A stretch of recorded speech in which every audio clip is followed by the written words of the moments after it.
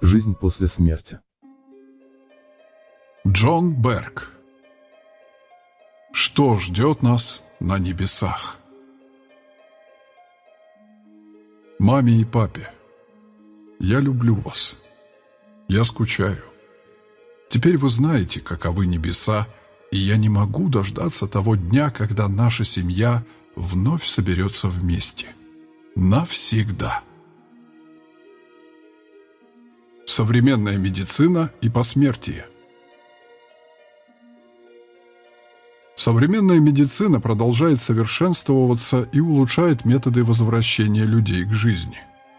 Количество тех, кто вернулся из клинической смерти, огромно. В 1982 году опрос Гэллопа выяснил, что 8 миллионов человек испытали околосмертные переживания. Об этом писали в «Нью-Йорк Таймс». Прошло 40 лет со времени выхода книги Моуди, и проведенные за это время исследования в США и Германии показали, что об ОСП заявляют примерно 4,2% населения. Это каждый 25-й, почти 13 миллионов американцев. После выхода книги «Жизнь после жизни» первыми исследователями этой темы стали недоверчивые врачи.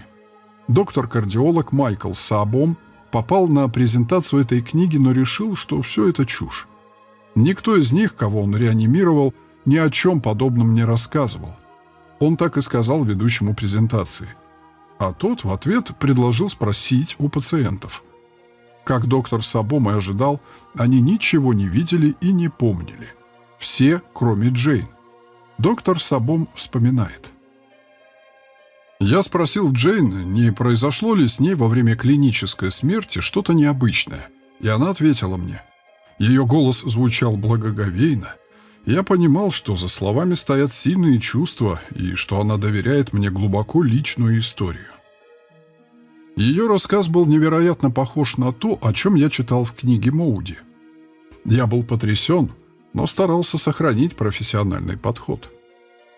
Я начал предполагать, что, возможно, в историях из книги и правда что-то есть. Но это были просто рассказы, без попытки какого-либо научного анализа. Тогда я решил сделать следующий закономерный шаг. Я хотел проверить, что произойдет, если подойти к теме ОСП с точки зрения науки. И мне это удалось. Результаты 5-летнего исследования я опубликовал в книге «Воспоминания о смерти». Поразиться и поверить. Как только доктор Саабом начал расспрашивать пациентов, он обнаружил, что многие могут рассказать то же, что и Джейн. Главное, что убедило доктора и других скептиков, свидетельства пациентов о том, как они, покинув физическое тело, наблюдали за действиями врачей. Это было реальное, проверяемое доказательство того, что это не галлюцинации и не видение умирающего мозга. Доктор Саабом приводит рассказ Пита Мортона и утверждает, что слышал множество подобных ему. Пит рассказал мне, что когда у него впервые остановилось сердце, он вышел из тела и наблюдал за реанимационными процедурами. Я попросил его как можно подробнее описать то, что он видел, и его рассказ был настолько точен, что потом я мог бы использовать его записи для обучения интернов. Пит помнит, как врач пытался вновь запустить его сердце. Он ударил меня, прямо как следует заехал. Он занес кулак высоко над головой и изо всех сил ударил в центр груди. Пит видел, как потом ему в грудь ввели иглу. Это было похоже на ацтекский ритуал, когда собираются вырвать сердце. Он сказал, что подозревает, что ему дали слишком высокий разряд, когда запускали сердце дефибриллятором. Мое тело подскочило над столом на полметра. Доктор Саабом пишет. До общения с Питом и сотнями таких, как он, я не верил, что околосмертные переживания действительно существуют. Эти люди, как и Пит Мортон, видели такие подробности реанимации, о которых никак не могли узнать. Один из пациентов заметил на враче, проводившем операцию на открытом сердце, лаковые белые ботинки, потому что врач забыл надеть бахилы. Во многих случаях я смог найти подтверждение слов пациентов, подняв медицинские записи и поговорив с персоналом. Доктор Сабом заподозрил, что пациенты могут знать о процедурах. Поэтому он проверил еще один опрос. Он разделил пациентов на две группы. В одну входили те, кто утверждал, что испытывал ОСП, другая группа была контрольной. Позже это исследование неоднократно повторяли и каждый раз приходили к тем же выводам. В ходе 5-летнего изучения ОСП в Великобритании доктор Пенни Сартори также проверила гипотезу удачной догадки, попросив пациентов кардиологии, которые не говорили об ОСП, попробовать угадать, что происходило во время их клинической смерти. Сартори пишет следующее. 28 не смогли даже близко угадать, какие действия выполняли врачи. 3 описали картину, примерно основанную на сериалах и фильмах, 2 приблизительно угадали последовательность действий. Все неверно или очень смутно представляли себе использованное оборудование и способы его применения. Многие предполагали, что к ним применяли дефибриллятор, хотя на самом деле нет. Это разительно отличается от, на удивление, точных рассказов пациентов, которые утверждают, что выходили из тела и видели происходящее. Научное исследование больших масштабов. Доктор Джеффри Лонг, лучевой терапевт, прочел об исследованиях доктора Сабома в авторитетном журнале Американской медицинской ассоциации JAMA. Прежде он не слышал об околосмертном опыте, но решил, что так как он постоянно имеет дело с умирающими от рака пациентами, он должен прочесть книгу Моуди. Книга и другие исследования по этой теме произвели на доктора Джеффри большое впечатление.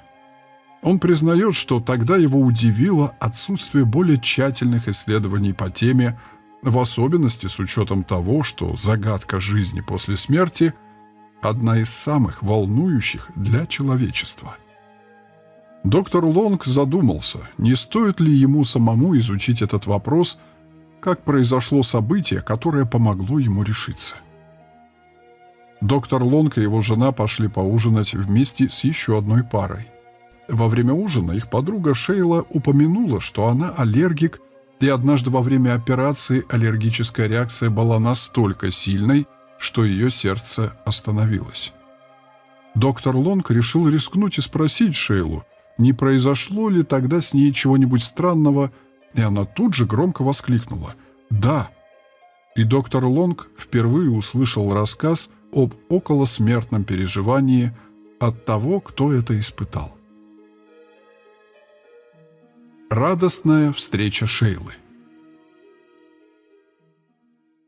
Шейла рассказывает о том, что случилось с ней сразу после остановки сердца. «Я обнаружила, что парю под потолком. Я видела аппарат ЭКГ, к которому была подключена, и видела прямую линию на его мониторе. Врачи и медсестры отчаянно пытались вернуть меня к жизни. Они были почти в панике, а я смотрела на царивший внизу хаос и чувствовала покой, боли не было. Мое сознание покинуло операционную и оказалось в холле. Я его узнала, так как именно там я была до операции. Сверху я видела, как медсестры занимаются своими делами.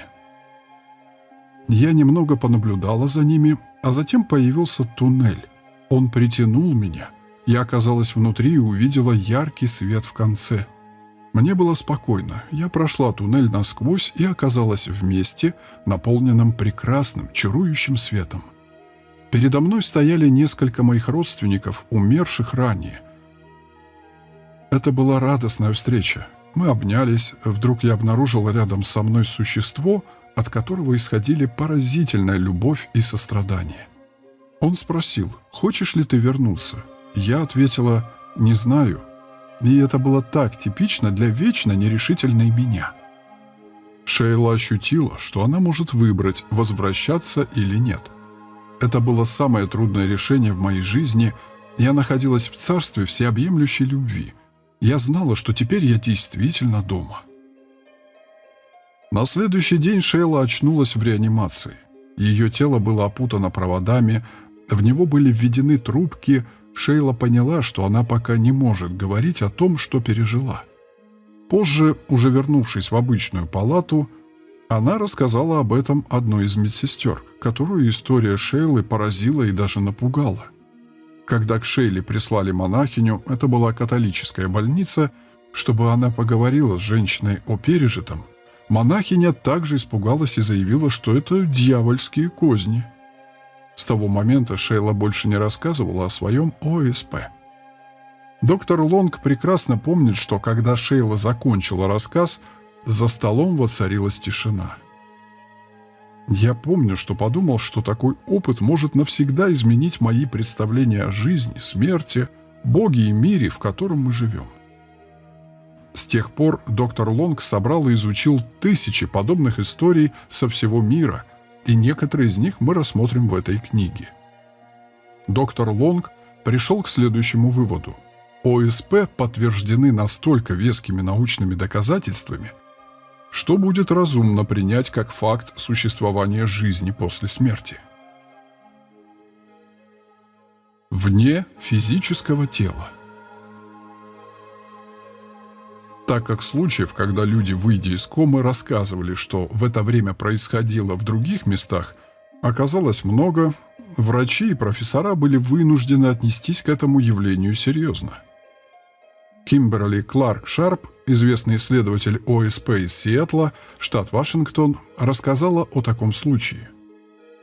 Женщина по имени Мария перенесла инфаркт, и ее срочно отправили в больницу. Реанимационные мероприятия оказались успешными, и позже Мария рассказала доктору Шарп о том, что видела, включая подробное описание реанимационных процедур. Но это было не все. Мария сказала, что оказалась снаружи больницы и увидела на подоконнике 3-го этажа теннисную туфлю. Это была мужская туфля на левую ногу, темно-синего цвета, с небольшой подтертостью возле мизинца, а шнурки были убраны под пятку. Шарп отправилась на 3-й этаж больницы и стала осматривать все подоконники в поисках туфли. И в конце концов нашла ее. Она в точности соответствовала описанию. Как отметил доктор Лонг, у этой истории есть серьезные подтверждения, хотя некоторые скептики и пытались ее дискредитировать. В «Ланцете», одном из самых авторитетных медицинских журналов Европы, опубликовали рассказ пациента, у которого была остановка сердца. Когда его доставили в больницу, он находился в коме и не дышал. Когда врачи собирались поставить трубку для искусственной вентиляции, они заметили, что у пациента вставные зубы. Их вынули и убрали в ящик тележки с реанимационным набором. Пациент в это время был в коме. После реанимационных процедур, когда он все еще был без сознания, его перевели в другую палату. Через неделю он пришел в себя. Увидев одну из медсестер, которая вошла в палату, он воскликнул: «О, вы знаете, где мои зубы?» Медсестра очень удивилась, и он объяснил: «Когда меня привезли, вы там были. Вы убрали мои зубы в ящик тележки, на которой были всякие бутылочки». Медсестра сообщила сотруднику журнала: «Я была поражена, потому что помнила, что этот пациент находился в глубокой коме, и в тот момент ему проводили реанимацию. Я расспросила его, и он рассказал, что наблюдал сверху и видел лежащего себя и занятых реанимацией врачей». Джон М. Холден, профессор психологии, изучил свидетельства 93 пациентов, заявивших об ОСП. Все они утверждали, что, находясь вне физического тела, наблюдали за происходящим. 92% этих наблюдений были полностью верны, 6% содержали некоторые ошибки, и только 1% был полностью ошибочным. Логический вывод. К нынешнему времени было проведено множество исследований, которые убедили бывших скептиков в том, что после смерти люди действительно переходили на иной план существования. Миллер отмечает, что со времени публикации «Жизни после жизни» Моуди вышло множество научных работ по этой теме. До 2011 года было опубликовано более 900 статей об ОСП, в том числе и на страницах таких научных журналов, как Psychiatry, The Lancet, Critical Care Quarterly, The Journal for Near-Death Studies, American Journal of Psychiatry, British Journal of Psychology, Resuscitation и Neurology. В книге «Руководство по околосмертным переживаниям» содержится список 55 ученых или групп ученых, которые опубликовали как минимум 65 исследований по более чем 3500 случаям ОСП. Многие пришли к выводу, что жизнь после смерти существует. За эти годы были предложены и другие объяснения, но единственным логически непротиворечивым так и осталось именно это – жизнь после смерти существует. В приложении Б приведен список альтернативных объяснений и возражений на них. Но какой она будет, эта другая жизнь? Каждый околосмертный опыт уникален, и каждый следует рассматривать со здоровой долей скепсиса. Тем не менее, так как тысячи людей со всего мира сообщают об одних и тех же основных элементах, нам нужно тщательно поразмыслить над тем, что они означают. Продолжение следует. Подписывайтесь на канал.